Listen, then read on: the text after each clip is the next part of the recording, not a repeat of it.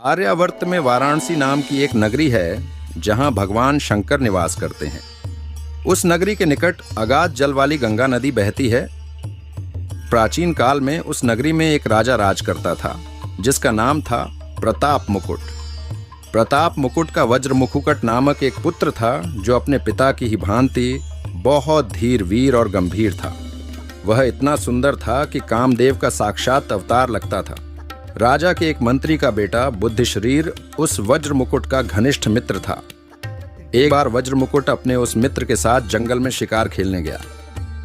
वहां घने जंगल के बीच उसे एक रमणीक सरोवर दिखाई दिया। उसी समय अपनी कुछ सखियों सहित एक राजकन्या वहां आई और सरोवर में स्नान करने लगी। राजकन्या के सुंदर रूप को देखकर वज्र मुकुट उस पर मोहित हो गया। राजकन्या ने भी वज्र मुकुट को देख लिया था और वह भी पहली ही नजर में उसकी ओर आकृष्ट हो गई।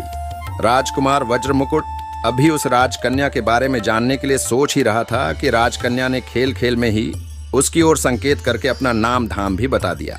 उसने एक कमल के पत्ते को लेकर कान में लगाया, दंतपत्र से देर तक दांतों को खुरचा, एक दूसरा कमल माथे पर तथा हाथ अपने हृदय पर रखा। किंतु राजकुमार ने उस समय उसके इशारों का मतलब न समझा। उसके बुद्धिमान मित्र बुद्धिश्रीर ने उन इशारों का मतलब समझ लिया था। राजकुमार घर लौटा तो वह बहुत उदास था। राजकुमारी की याद आते ही उसका मन उसे पाने के लिए बेचैन होने लगता था। एक दिन बुद्धिश्रीर ने राजकुमार से एकांत में इसका कारण पूछा। कारण जानकर उसने कहा कि उसका मिलना कठिन नहीं है। तब राजकुमार ने अधीरता से कहा, जिसका ना तो नाम धाम मालूम है और न जिसके कुल का ही कोई पता है, वह भला कैसे पाई जा सकती है? फिर तुम व्यर्थ ही मुझे भरोसा क्यों दिलाते हो? क्या राजा का मित्र राजा को रानी से भेंट करने में मदद कर पाएगा? जानने के लिए हमारे साथ बने रहें और अगले एपिसोड का इंतजार करें।